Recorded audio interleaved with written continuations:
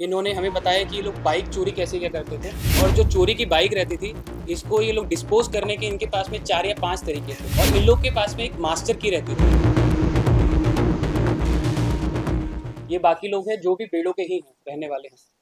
जब इन सभी लोगों से हमने कलेक्टिव पूछताछ की है, पूछताछ के दौरान इन्होंने हमें बताया कि ये लोग बाइक चोरी कैसे किया करते थे। तो जितने भी हाट बाजार हैं या फिर क्राउडेड प्लेसेस होती है, ये लोग वहाँ पे जाते थे, रेकी करते थे, चिन्हित करते थे कि किस बाइक को उठाना है।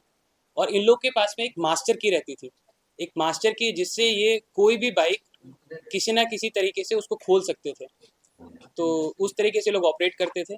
और जो चोरी की बाइक रहती थी इसको ये लोग डिस्पोज करने के इनके पास में 4 या 5 तरीके थे। सबसे पहला रहता था कि या तो उस बाइक को खरीदा गया और उस बाइक को किसी और को बेच दिया। फिर दूसरा माध्यम जो लोग चुनते थे वो होता था स्क्रैप पे बेच देना।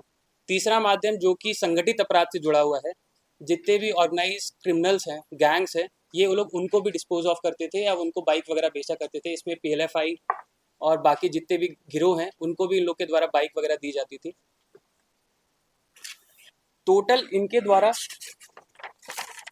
12 बाइक्स हैं जो इनके द्वारा रिकवर करवाई गई है और इनके द्वारा बताया गया है कि इनकी संलिप्तता थी इन बाइक को चोरी करने में और फिर चोरी करने के बाद इनको डिस्पोज करने में, नंबर प्लेट फर्जी चढ़ाने में, कहीं ना कहीं पे इंजन को काट लिया जाता था किसी बाइक में और किसी का जो चेसिस नंबर है वो चेंज कर दिया जाता था। इस क्रम में इन लोगों ने टोटल 12 बाइक्स रिकवर करवाई हैं जो हमने ये नामकुम के 4 केसेस हैं वो इसमें डिटेक्ट हुए हैं और टाटी सिल्वे का एक केस है जो इसी क्रम में डिटेक्ट हुआ है। तो टोटल 5 केसेस जो कि पिछले 2 या 3 महीनों में रजिस्टर हुए थे चोरी के, वो सारे के सारे केसेस हम लोग के डिटेक्ट हो गए हैं।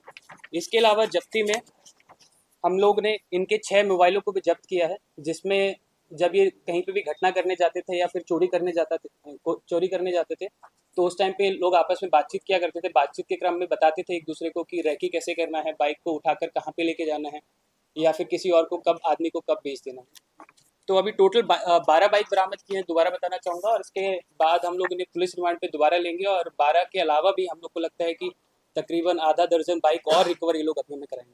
देखिए, अभी तक की जो पूछताछ की गई है उसके क्रम में तो उन्होंने यही बताया है कि एक दो नाम बताए हैं जिनका सत्यापन हमें करना है।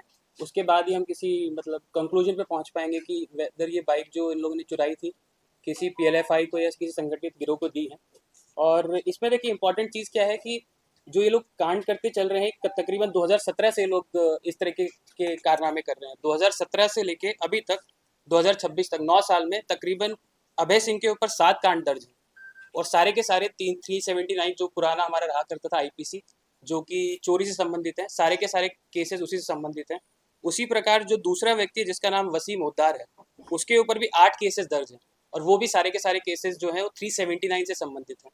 तो ये आदतन है, तकरीबन 9 साल से इसी फील्ड में है और इसी प्रकार से ये लोग ऑपरेट कर रहे हैं। और जितनी भी चोरी की घटनाएं होती हैं व्हीकल्स की या फिर जो भी मतलब 2 पहिए हो या 4 पहिए हो, उनको चोरी करने का काम करके फिर उसको डिस्पोज ऑफ करना या फिर पैसे कमाना, ये इनका पेशेवर तरीका है।